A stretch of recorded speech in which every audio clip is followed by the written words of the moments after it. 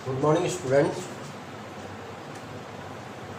पिछले वीडियो के अंदर हमने औद्योगिकरण क्या है, इसकी ज़रूरत क्यों पड़ी थी और सबसे पहले जो औद्योगिकरण की जो प्रक्रिया शुरुआत जो हुई थी वो किन देशों के अंदर हुई थी। अब जब हम बात करते हैं कि उद्योगों की जो स्थापना का सबसे पहले कार्य 1830 के अंदर कहाँ हुआ था, इंग्लैंड के अंदर हुआ था।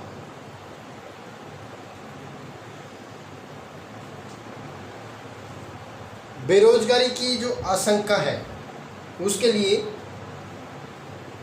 औद्योगिकरण एक प्रमुख स्रोत था, क्योंकि किसी भी क्षेत्र के अंदर जितनी ज़्यादा मात्रा में उद्योगों की स्थापना होती है उसके लिए मजदूरों की उतनी ही मात्रा में ज़्यादा आवश्यकता पड़ती है। प्रारंभिक जो औद्योगिकरण जो विक्टोरियन काल के अंदर हुआ था, विक्टोरियन काल के अंदर इंग्लैंड में शुरुआत जो हुई थी, तो उस समय ब्रिटेन के अंदर मानव श्रम यानी मजदूरों की जो है वो किसी भी प्रकार की कमी नहीं थी। लेकिन जब उद्योगों के अंदर मशीनीकरण का जब शुरुआत हुई थी, तो उस समय स्पिनिंग जेनी नामक जो मशीन का आविष्कार हुआ था, और इसका स्पिनिंग जेनी इसका आविष्कार किसने किया था? हारग्रीव्स ने किया था। हारग्रीव्स ने जब स्पिनिंग जेनी का आविष्कार किया, ये एक ऐसी मशीन थी जो एक पहिए या चक्र के द्वारा कई प्रकार की जो तकलियाँ होती है, कई तकलियाँ जिन पर सूत को काटा जाता है या धागे की जो है बुनाई की जाती है, उसको एक साथ चलाए जा सकते हैं और ज़्यादा मात्रा में धागे का जो है उत्पादन किया जा सकता था। तो उनके उद्योग में जो स्पिनिंग मशीन का जब प्रयोग शुरू हुआ था, तो हाथ से काम करने वाले जो मजदूर थे, हाथ से काम करने वाले मजदूर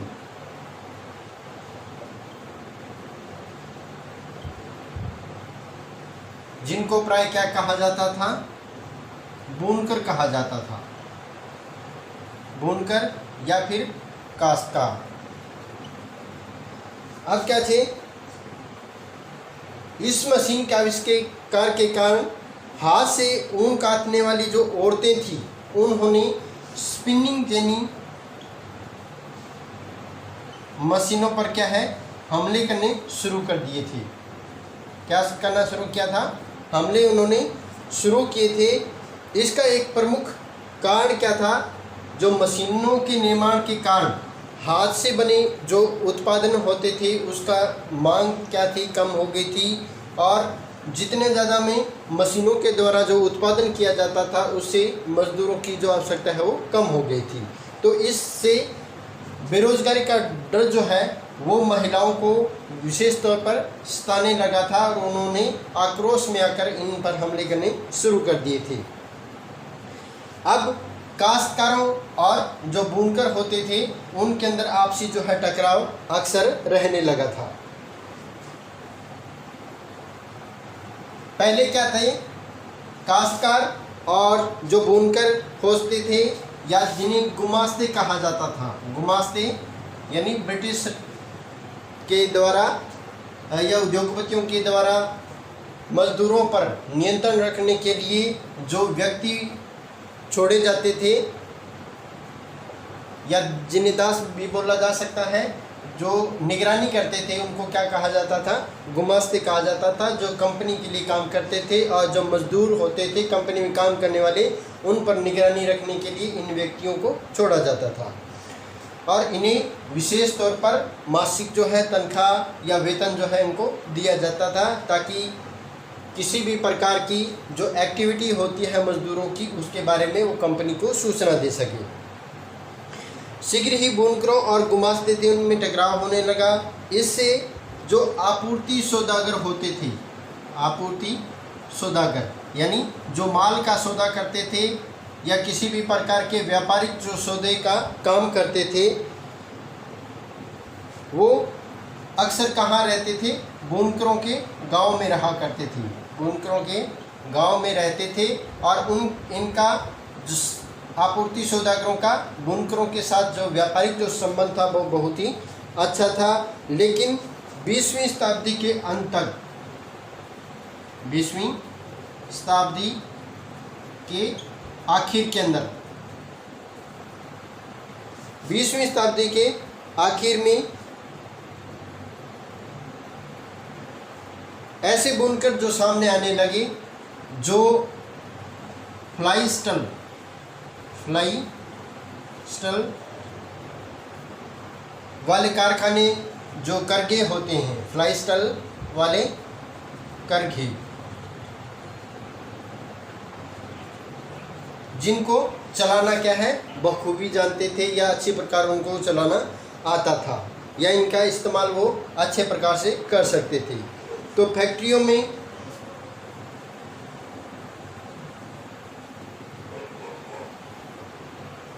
अब जैसे जैसे औद्योगिकरण के कारण फैक्ट्रियों का जो विस्तार होने लगा, फैक्ट्रियों के विस्तार के बाद में मजदूरों की जो मांग है वो क्या करने होने लगी थी? मजदूरों की मांग बढ़ने लगी थी।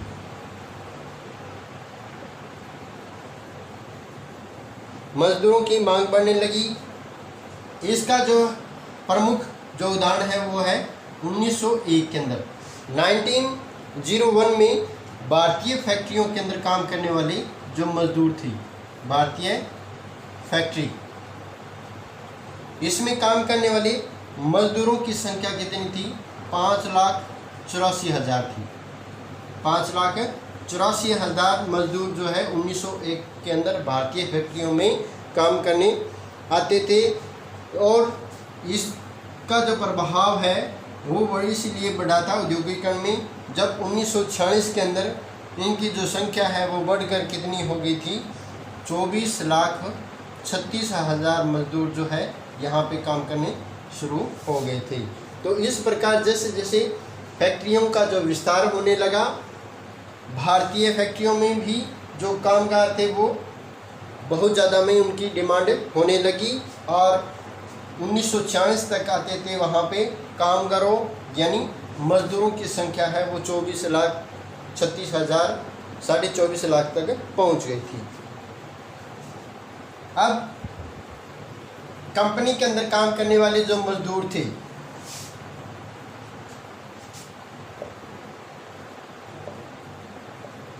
कामगार मजदूर, अब कामगार मजदूरों की नियुक्ति के लिए जो व्यक्ति रखा जाता था, नियुक्ति के लिए जिस व्यक्ति को रखा जाता था या जो कर्मचारी होता था उसको किस नाम से जाना जाता था?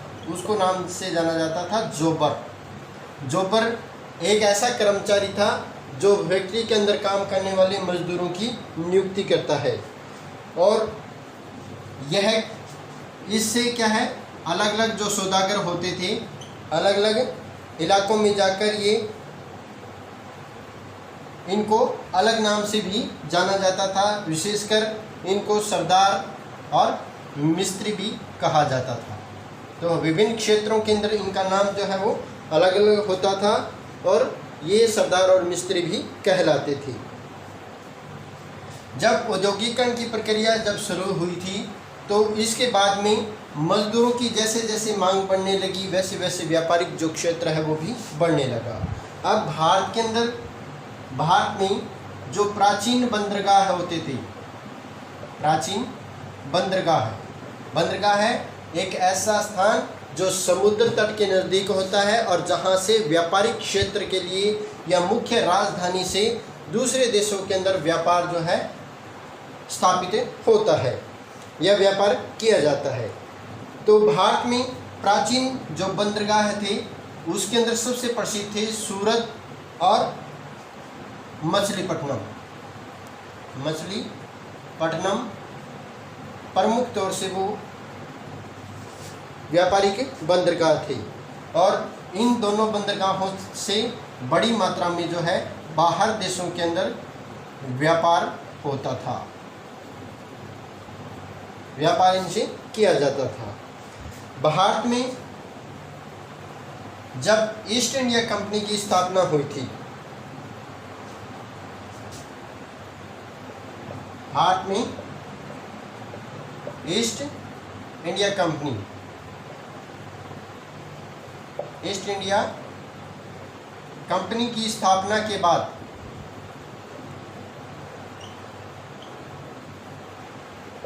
सबसे पहले नए जो बंदरगाह थी उनमें से प्रमुख तौर से थे बम्बई और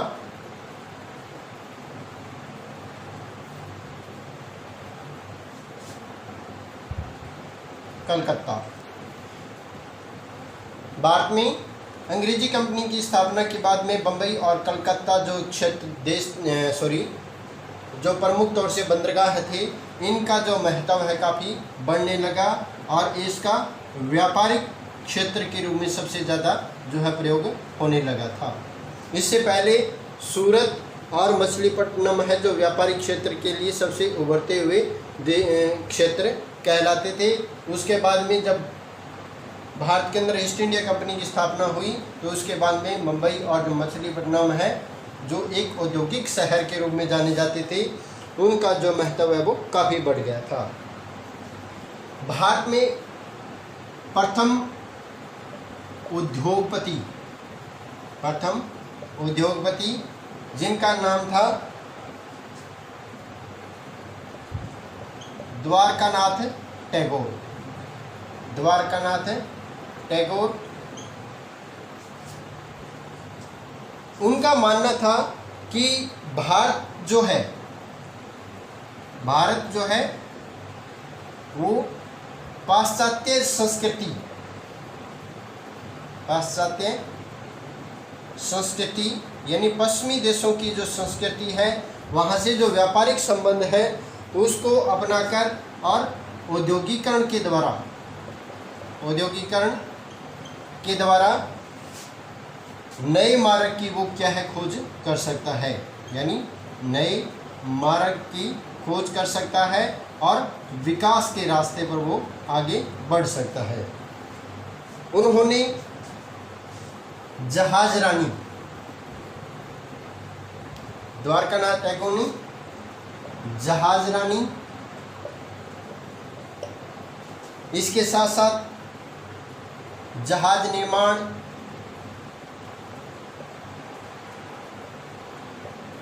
खनन, बैंकिंग यानी बीमा और बागान जो कई क्षेत्र थे जिसमें अपना जो है निवेश करना शुरू किया था। निवेश करने का मतलब क्या होता है, इन क्षेत्रों के अंदर इन्होंने अपना धन लगाना शुरू किया था, क्योंकि इन क्षेत्रों का जो प्रभाव है वो व्यापारिक क्षेत्र के अंदर सबसे ज़्यादा था और जितना ज़्यादा निवेश किया जाता था उतनी ज़्यादा आय है वो प्राप्त कर सकती थी। अब देखिए जैसे जहाजरानी, देखिए जहाजरानी क्या होता है, जहाजरानी एक ऐसा भारतीय निकाय है जिसमें समुद्री जो क्षेत्र होते हैं, समुद्री व्यापार के अंदर, समुद्री व्यापार में आयात और निर्यात के लिए जो जहाज़ इस्तेमाल किए जाते हैं, जहाज़ों का इस्तेमाल जो होता है उसके प्रबंधन के लिए जो निकाय होता है, जो संकाय बना होता है, उसको क्या बोलते हैं, जहाजरानी बोलते हैं। और इसकी जो ज़रूरत क्यों पड़ती है, क्योंकि समुद्री व्यापार के दौरान जो है काफ़ी मात्रा में जो है युद्ध का डर बना रहता है, युद्ध का डर जो है वो बना रहता है और इसीलिए इन जहाज़ों के द्वारा क्या है, युद्ध के जो साजो सामान भी है वो साथ में ले जाए जा सकते हैं। तो इस प्रकार जो जहाजरानी है वो भारतीय समुद्री जो व्यापार है उसका एक प्रमुख निकाय है। अब इसके साथ साथ जो जहाज निर्माण में, जहाज बनाने के लिए जो धन निवेश किया जाता है, खनन होता है भूमि से खनिज पदार्थों को निकालने के लिए, खनिजों को निकालने के लिए मशीनों से जो ज़मीन खोदी जाती है उसको क्या बोलते हैं? खनन बोलते हैं। इसके साथ साथ कोयले का जो उत्पादन किया जाता है वो भी किसके माध्यम से होता है? खनन के माध्यम से। बीमा जो कंपनी होती है और बागान विभिन्न प्रकार के, जैसे चाय और कॉफ़ी, इसके साथ साथ बहुत से ऐसे बागान थे जैसे पटसन थे, तो इसकी जो मांग थी वो बहुत ज़्यादा मात्रा में औद्योगिकरण की प्रक्रिया में थी या विदेशों के अंदर बहुत ज़्यादा मांग थी। तो इन क्षेत्रों के अंदर बढ़ते हुए व्यापार के लिए, अपने व्यापार को ज़्यादा मात्रा में बढ़ावा देने के लिए उन्होंने जो निवेश करना शुरू कर दिया था।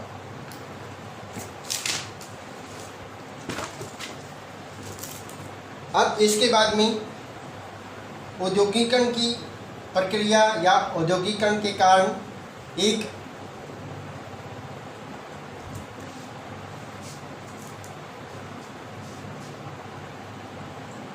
बुनकर के बेटे बुनकर थे जिनका नाम था जमशेदजी भोजे। जमशेदजी भोजे। अब जमशेदजी भोए थे, वो क्या थे? एक बुनकर के परिवार से संबंधित रहे, बुनकर के बेटे थे। उन्होंने जो अपना जो व्यापार है वो क्या है? चीन के साथ अपना व्यापार और जहाज रानी, चीन के साथ है व्यापार और जहाज रानी का काम जो है इन्होंने शुरू किया था जमशेदजी भोए ने। इनके पास क्या था? एक विशाल जहाजी बेड़ा था। जहाजी बेड़ा था। आज जहाजी बेड़ा क्या होता है? यानी जहाज़ों का बहुत सा समूह होते हैं जिसमें काफ़ी मात्रा में इनके पास जहाज़ थे जो व्यापार के लिए बंदरगाहों से विदेशों के अंदर जो है व्यापार करने के लिए समुद्री रास्ते से उपयोग किए जाते थे। अंग्रेज और अमेरिकी जहाज कंपनियों के साथ, यानी ब्रिटेन के और अमेरिकी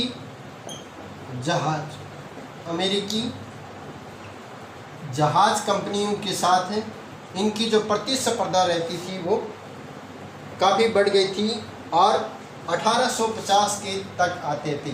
1850 तक, 1850 के दशक तक उन्हें अपनी जहाज़ जो है काफ़ी मात्रा में बेचने पड़े थे, क्योंकि इनकी जो स्पर्धा है वो किससे हो गई थी? अंग्रेजी यानी ब्रिटेन और अमेरिका के जहाज़ों से होने लगी थी। लेकिन इन्होंने इनका जो है मुकाबला वो नहीं कर सके और 1850 के दशक तक आते आते इन्होंने अपने जो बहुत से जो जहाज़ है उनको बेचने पड़ गए थे। अब औद्योगिकरण का जो विस्तार था,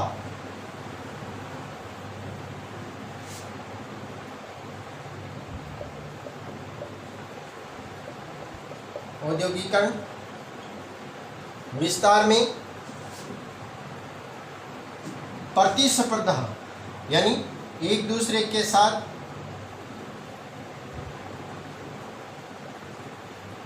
प्रतिस्पर्धा का जो है बहुत ज़्यादा विकास हुआ था। अब विभिन्न जो उत्पादों, विभिन्न प्रकार के जो उत्पाद होते थे उनको कहाँ तक ले जाना पड़ता था?